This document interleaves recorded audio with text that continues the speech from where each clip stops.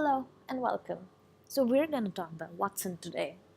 Watson has been quite in the limelight for a very long time now. Be it Shane Watson or Emma Watson or, our dear Watson.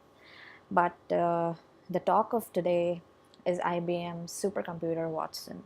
So, IBM Watson is at the forefront of a new era of computing known as cognitive computing. It's a radically new kind of computing, very, very different from the programmable systems that preceded it, like your calculators or your electronic machines or if you go really back into time, then your abacus. So, in that, there were like hardwired rules and regulations and algorithms according to which the machine has to work. It cannot deviate, not even a slightest bit from it. But we can't work like that today. Today's wealth of big data and the need for more complex, evidence based decisions, such a rigid approach fails to keep up with available information. Hence, we need Watson. Watson and its cognitive capabilities mirrors some of the key cognitive elements of a human expertise. Systems that reason about problems like human does. That's what a Watson is. So I'll tell you with an example. So fly over the boat with a red bow.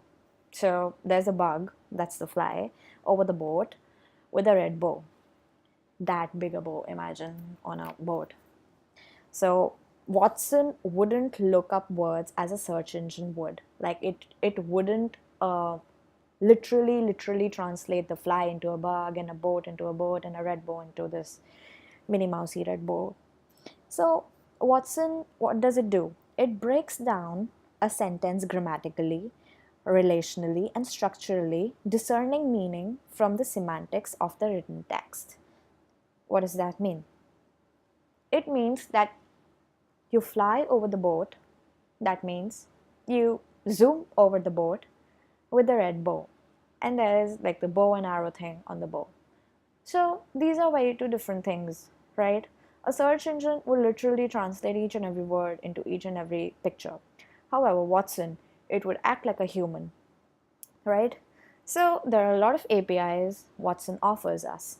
The conversation APIs, the chatbots, which are probably the future of a lot of businesses. Personality insights. You get to know about a person by providing Watson with a couple of characteristics. Virtual recognition. You give Watson an image and it'll tell you such amazing facts about it. Or your tone analyzer.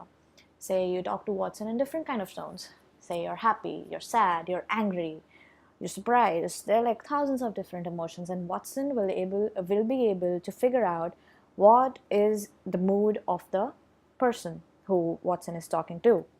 So this is what Watson is. So wouldn't it be great if we integrate Alexa with Watson? Imagine what will happen. I'd be making a very simple application, but if we think about it very deeply, it could be like a multi-millionaire company, probably. Who knows?